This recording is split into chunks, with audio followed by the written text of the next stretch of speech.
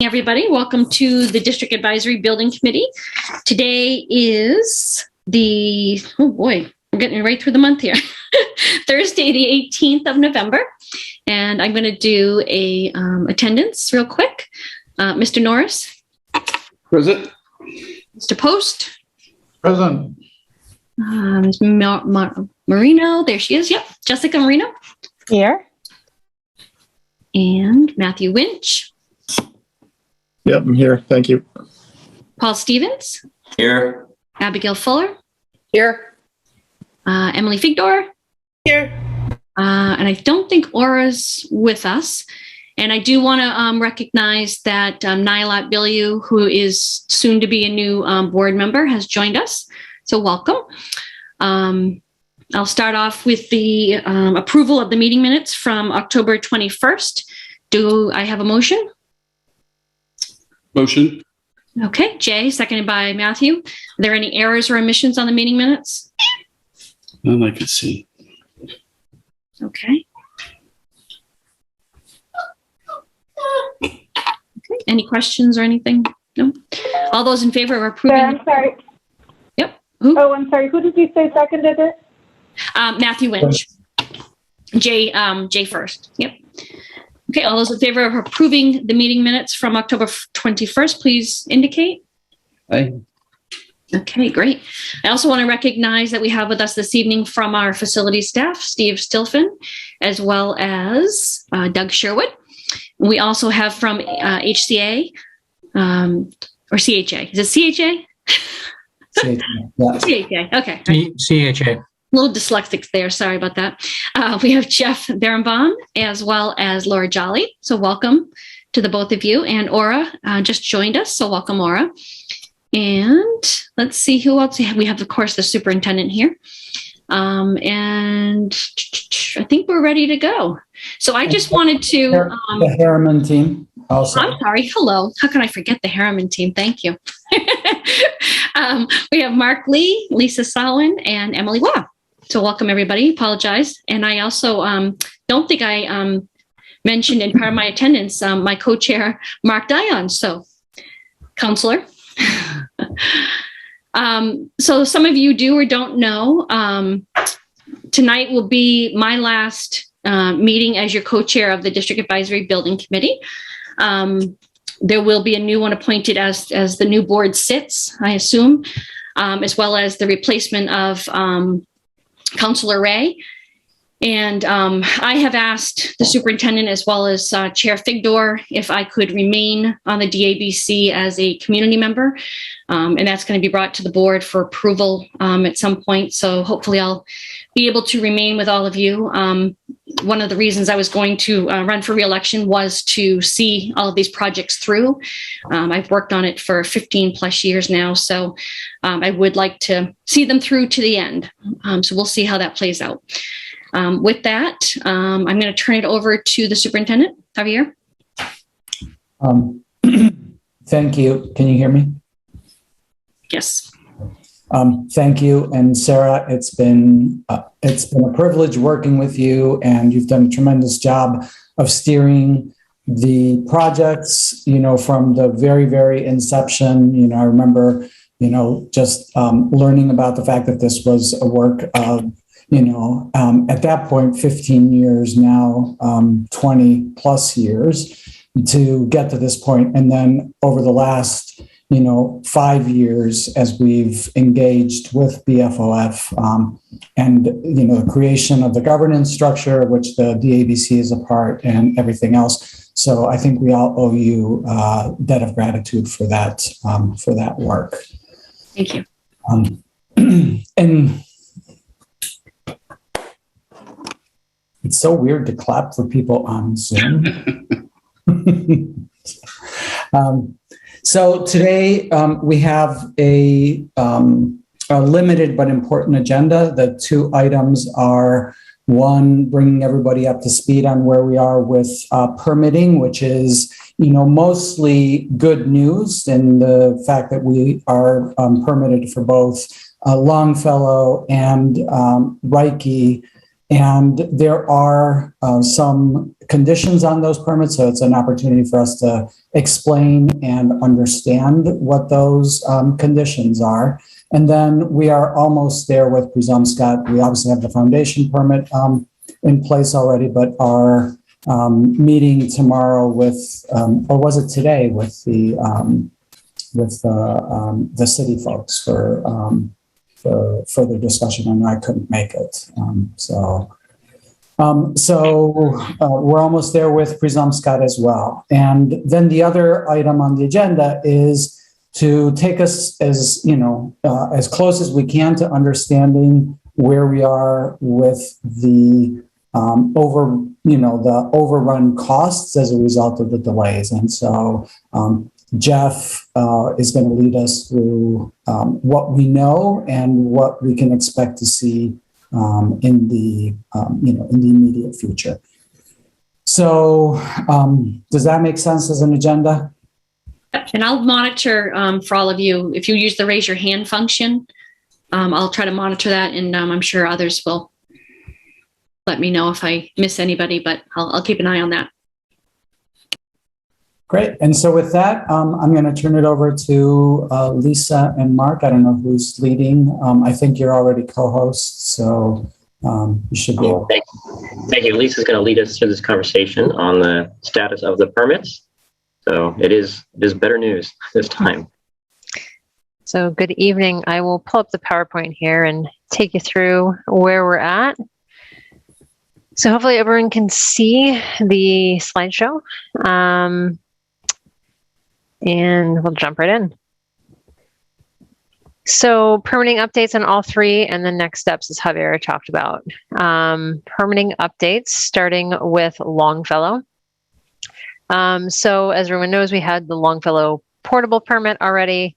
The building permit itself was received on November 12th, 2021. So that was last Friday. And there, with the permits come conditions, and some of them are pretty typical conditions that they have on all permits, and just noted some of the ones that might be worth speaking about. One is the fire rating, building elements to be maintained, penetrations, fire stop, firewalls identified. This is pretty typical on all projects. We're required to do it, so they're just indicating that. And then making sure that we have, we need to submit the phases 3 through 6. So we have 1 and 2 approved. They're having us submit phase drawings at each phase, since this is a phased occupied project, so that we're all on the same page around egress and construction management and things like that. So the overall approach to all those phases and then the documents, but it's a more detailed drawing that goes with each of those. So those are being pulled together as we adjust the phasing, because as we look forward, the phasing gets adjusted slightly due to where we're at in the project. Something we did learn, we had as Javier mentioned at Presumpscot today, we had what's called a permitting management meeting. And this is a typical meeting that we've already had on Longfellow and Reiki, and it's with the city to go over what to essentially how to manage the permit process after they've been provided. And it's working with the contractor, the design team, and the owner and the city to identify when they want to be updated of any changes in the design, when they want special inspections. And they said that they are working on modifying their process to be more involved throughout the process instead of getting things at the end of the project for special inspections and things like that. So they are starting to have inspectors attend construction meetings on projects in the city on kind of a regular basis. So we talked about on a monthly basis, they'll have an inspector attend so they know where we're at in the process. We can all be on the same page. So great communication through that process and be able to keep everybody up to speed. And then some specifics around special inspections. As I said, another thing, they want those submitted once they are complete and not just at the end of the project, which has been typically what has happened on other projects. And again, that relates to their revised process that they have going forward. Specification sheets to be submitted for fireproofing fire stopping used, and this is typical with the special inspections and is required as part of that. Manhole to be installed at grease interceptor to be installed, and then the kitchen hood, they required us to have one of these at the teacher work area that has a stove. And then any significant changes need to go to the plan review for a permit amendment. And we talked today about the definition of significant, and so any structural changes, any major revisions to square footage, and then when in doubt, if we are questioning if it's significant, just give them a call and talk through it. So that is the update on Longfellow. And then heading over to Reiki. We had the Reiki portable permit, and we have the building permit now as well. We also got that last Friday. So you'll see some of the similar conditions here repeated.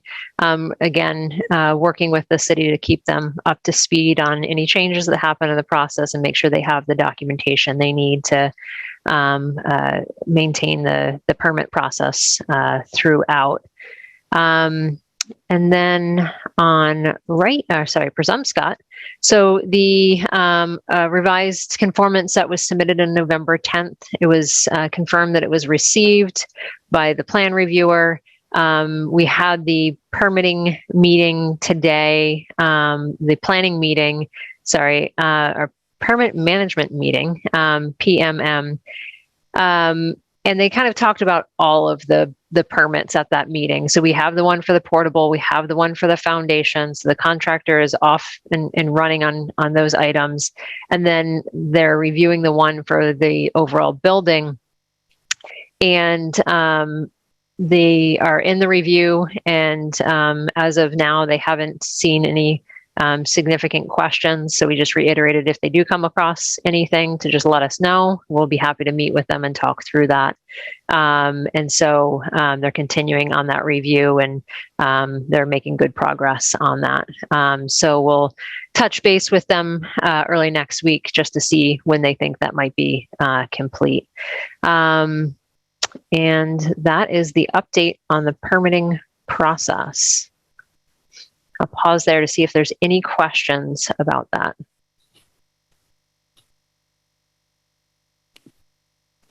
I see, Aura, you have a question. Go ahead, Aura. Yeah, thank you. Thank you, Chair. And thank you, Lisa, for sharing all that. I just was curious if there aren't questions, I know it sounds like you're touching base early next week, but if there aren't questions, do we have an expectation for Presumpscot, time frame, or they're not really saying that yet? They haven't committed that I'm aware of. So I can't say for sure. But I know they're in the thick of it and going through all of the ComCheck and things like that and looking at the documents. They said that they hadn't seen anything thus far. So it feeling just like there's a flow of communication happening a little. Yep, there is. There's a good flow of communication with the plan reviewer. Great. Okay. Thank you. I'm so glad to hear that. My question, Lisa, is given that we have the foundation permit, and is there anything that we aren't able to do now because we don't have that permit, or we're fine to wait for this because we have the foundation permit? They're making progress because of the foundation permit. In general, there's some lead time items that they're waiting on anyway, like steel and stuff like that. So they can't make too much progress beyond that.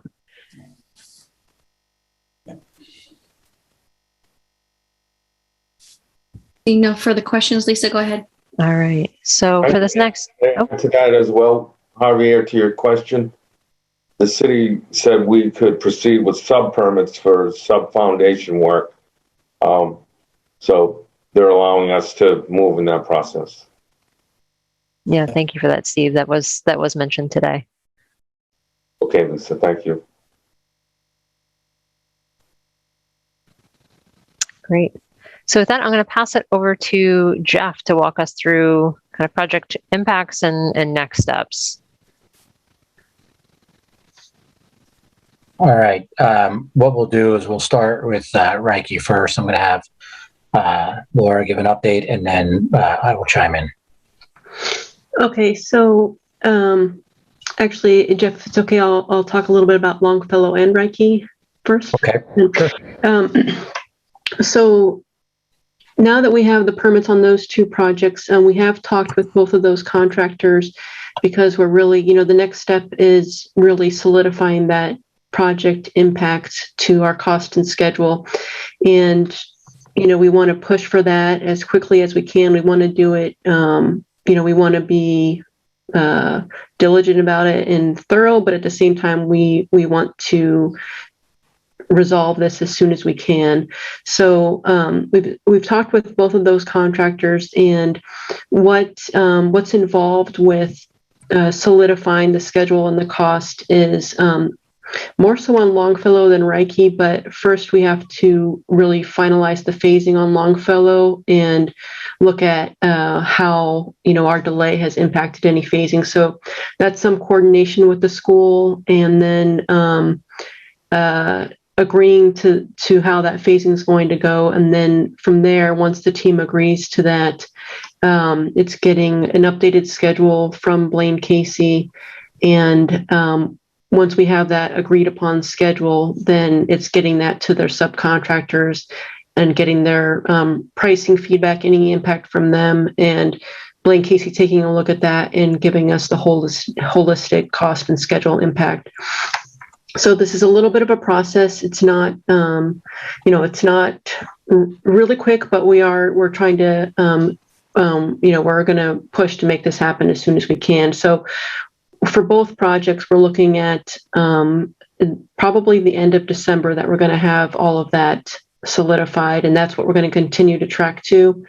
And for Reiki, the phasing is more set than Longfellow, but similar in that, they have to look at both projects. They have to look at the adjustments that have been made, which are not big to the bathrooms because now it's less scope than we had previously.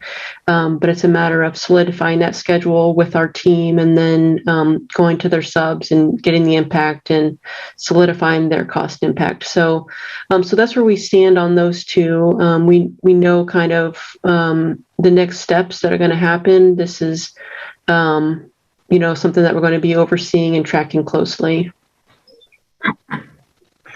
Laura, is there an impact to the subcontractor base? Yes, there is. So we do know that on both of those projects, it's good and it's bad that they focus then their efforts on other projects that they have that are, within their company as well. It's good in that it can potentially be less of an impact to our projects because they're, if they're working on other things, that can be good for us. It's bad in that they're not ready to go right off the bat. They were doing some work on site this week, but not all the subs are re-engaged yet. So it does have an impact on getting subs back on site quickly. It will happen relatively quickly, just not at the snap of fingers is all. But they didn't lose any subs. They didn't lose subs. That's good news. That's very good news.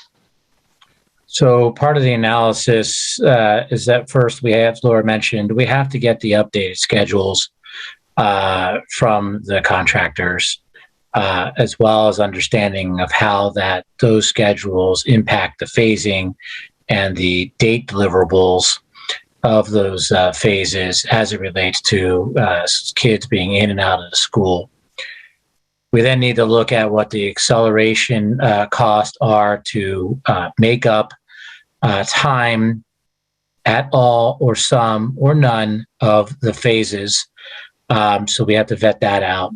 And then the other component is that we also want to look at, as opposed to just acceleration, which is recovering of time at a cost, is what happens if, for Reiki, for example, whereas we had a winter break delivery date for phase 1, they're now looking at April.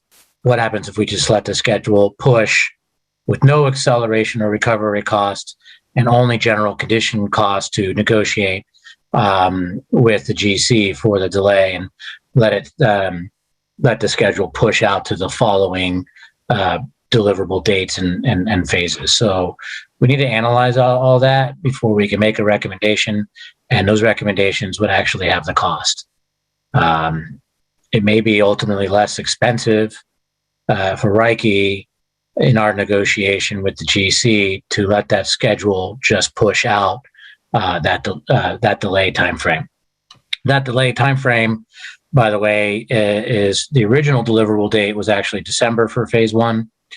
We then all agreed and got them. We came up with solutions for them to deliver in February. It is now into April. So I would expect that they're going to probably try to claim 4 months worth of general conditions. If we just say we agree to let the schedule be fall as it may, and Hardy Pond's general conditions is $64,356 a month. So that times 4 months. So what is that? 60, 240, 256 is less than the $396,000 rough order of magnitude for acceleration and premium time and recovery. There is a winter conditions component in there, but the Reiki footprint for exterior work is much smaller than the other 2 schools.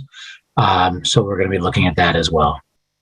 Jeff, I have a question there. Can you, what you just recited, can you get that, if he doesn't already have it, to the superintendent so we can post that so the financials will be listed as to exactly what you just said, because we don't have that in front of us. So you're talking about numbers that we really don't have in front of us either. Sure, So, I'll re-forward it to Javier. But when you say publish, is that a current public record? Anything that we do is public record. So I guess, and I know it was published in the article already, but there's a component of this that is negotiation with the GCs, and I do have a breakdown. Okay, I'll let you work that out with superintendent and the facility staff of what, but he can talk to you a little bit more about that. Okay. Thank you, Jeff. Is there any questions? Anyone from Jeff so far? To Jeff, I should say. Okay, seeing none, Jeff, go ahead. Thank you. That was it. Thank you. Okay. I did have a question. So I understand the the general conditions versus acceleration, calculus there on the Reiki project. What is that? What does that look like on Longfellow and on Scott?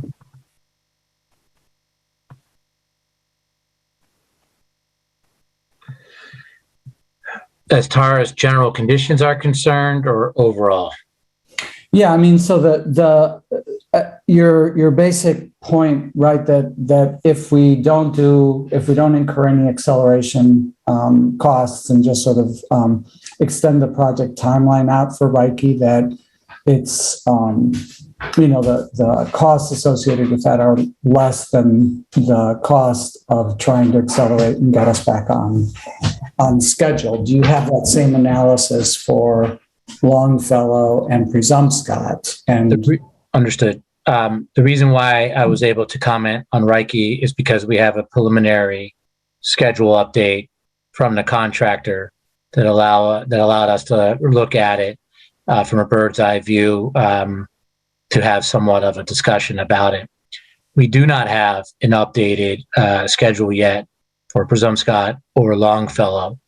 There's been a little bit of pushback from the GC at Longfellow But after Steve had spoken with the owner, Blaine Casey himself, we seem now to all be on the same page as to what we need. And that is, we need an updated schedule and an analysis of the phases, and we need to understand what the costs are. The cost from Longfellow, Blaine Casey says he needs till Christmas to get it to us, because we need the updated schedule. We all need to vet it. We need to then coordinate it with the phases, get buy-in from the stakeholders, and we need to also have discussions with them to understand the rough order of magnitude for any type of acceleration. And then he would go to his subcontractors and ask them what their costs are.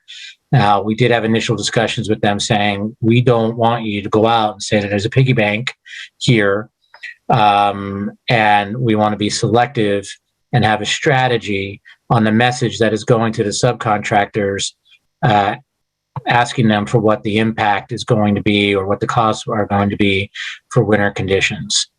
So we don't have that information yet for Longfellow and Presumpscott.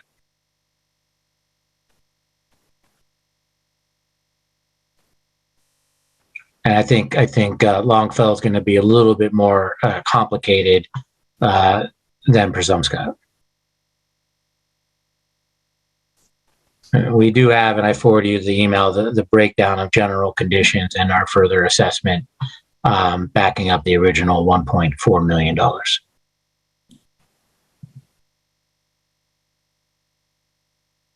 I see Matthew's hand is up. Thanks, Javier.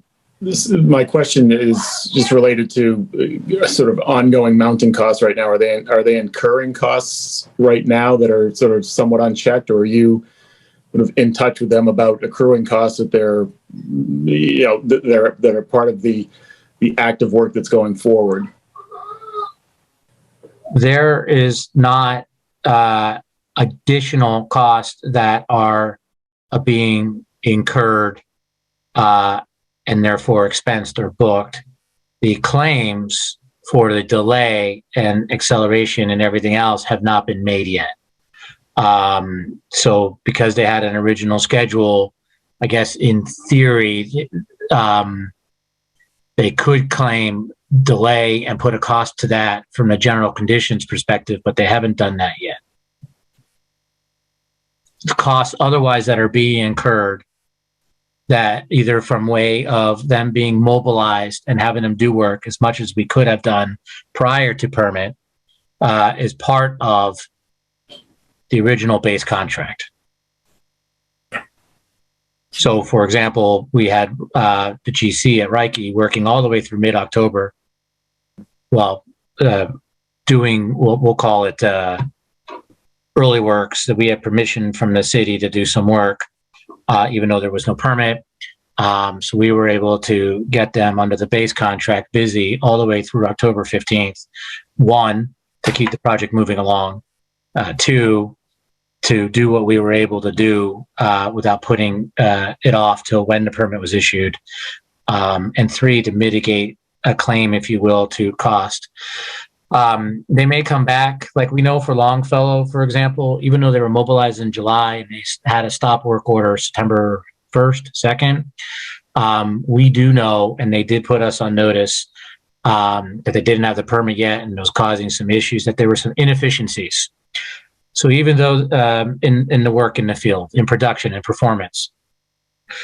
So even though they were mobilized, they're going to claim probably some inefficiencies associated with that and put a number to it.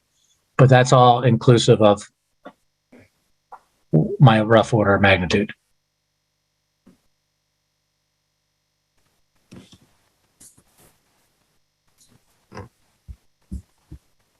Does that answer your question? Kind of?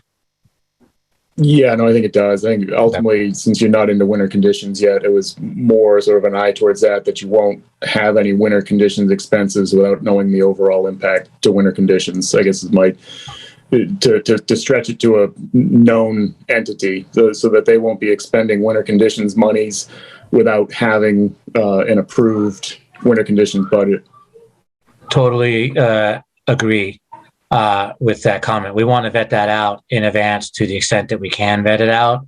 And for Reiki, for example, if when we look at the schedule, it may make sense not to incur any winter conditions and do any of that work this winter. But we have to look at the schedule further to make that determination. Longfellow and Presumpscott's a little different. I mean, there's a component also where you may be able to tent's a little big, but we have to look at all that and temp heating and what have you.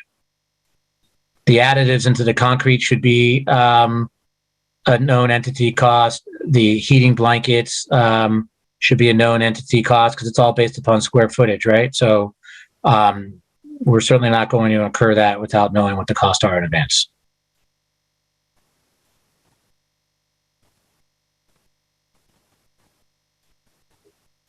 Any other questions?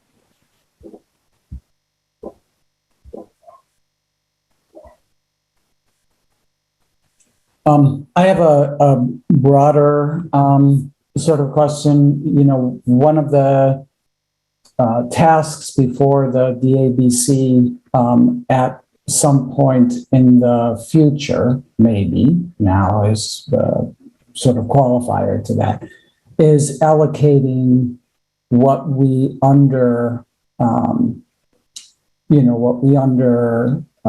spent in the contracts from what was originally budgeted. So the delta between the reduction at Reiki and the increase at Presumpscott was somewhere in the neighborhood of $500,000. And, you know, one of the tasks that we had, you know, back in those heady days of summer when there was no COVID and we thought that we had all of our ducks in a row was, you know, that we needed to figure out how to use that money. And I guess my question broadly is that still something on the horizon, or is that that's going into the costs associated with the delays? Yeah, I'll take a first pass at that one, Superintendent. And we now are still compiling all of the known costs and the projected costs on the budgets. We should be able to answer that question very short order. And in terms of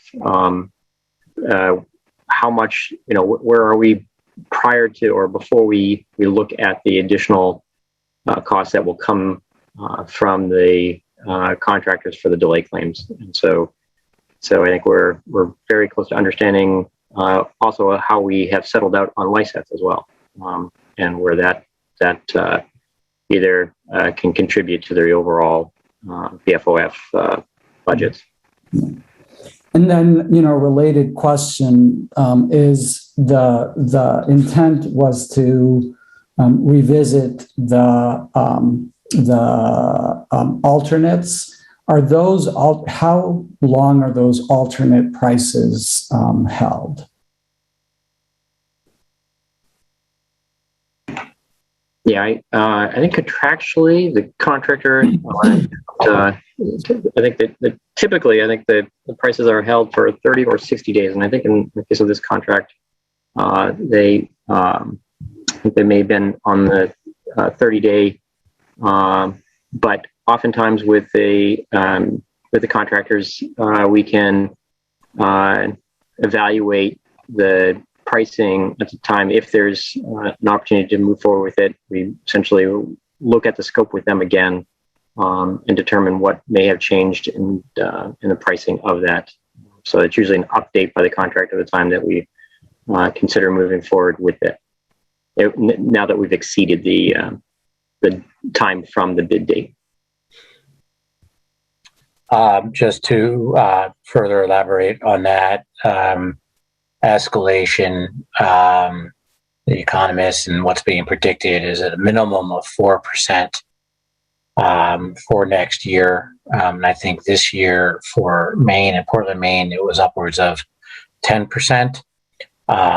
So if there's a go ahead for additional scope of work, It would be great to get that decision sooner rather than later, so that we can leverage that in a negotiation for any of the additional acceleration or cost for the project. So I guess we need to understand what our acceleration and recovery costs are.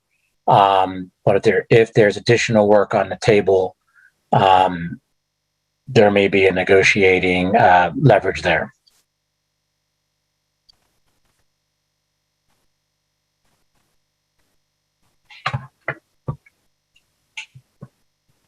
So the time frame for that decision, I would say, is probably going to be, we're going to get all the information I think we need by the end of December, which is really a month and 1 week from now. Then we have the holidays, so January is really going to be, first couple weeks in January is really going to be fairly intense to get everything sorted out while they're still working, and we're getting all this understood. Hopefully we can get it sooner than that. So I would say by the 3rd or 4th week of January, this board maybe should seriously start looking at those alternatives, because we're going to know what the costs are, I think, by that time. And we would have vetted it out and gotten it down as much as we could by that point in time. So that would be the January 20th meeting of yeah, I mean, and that's a good time frame that I think we should use across the board, and we can even give that to the GCs, because I don't want to leave this open, this whole discussions, right? We want to be able to close out the schedule and get everyone on the same page and work out those costs.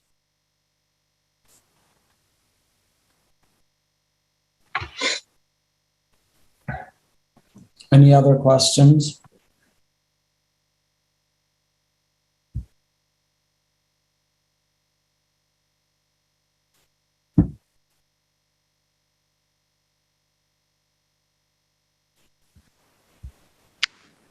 Everybody's pretty quiet tonight.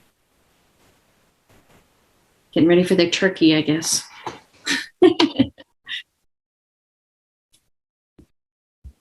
All right, that was pretty much our update for this evening. The other slides were the ones that you guys had seen last time, so I'll get to the end here with the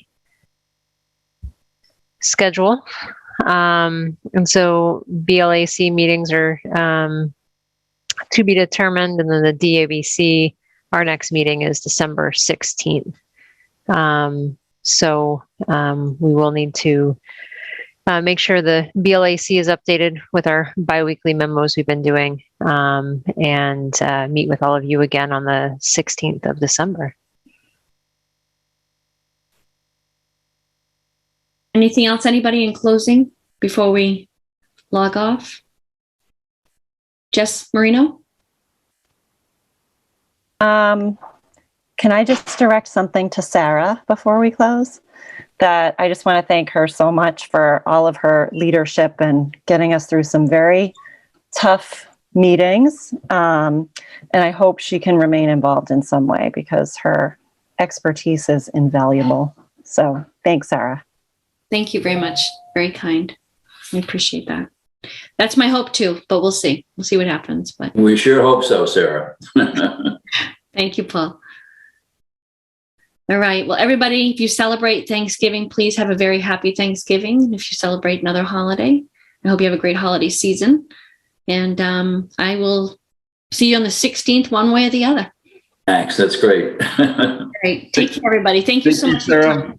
Thank you all. Thank you, Sarah. Have a great night. Thank you too. Thanks, Sarah.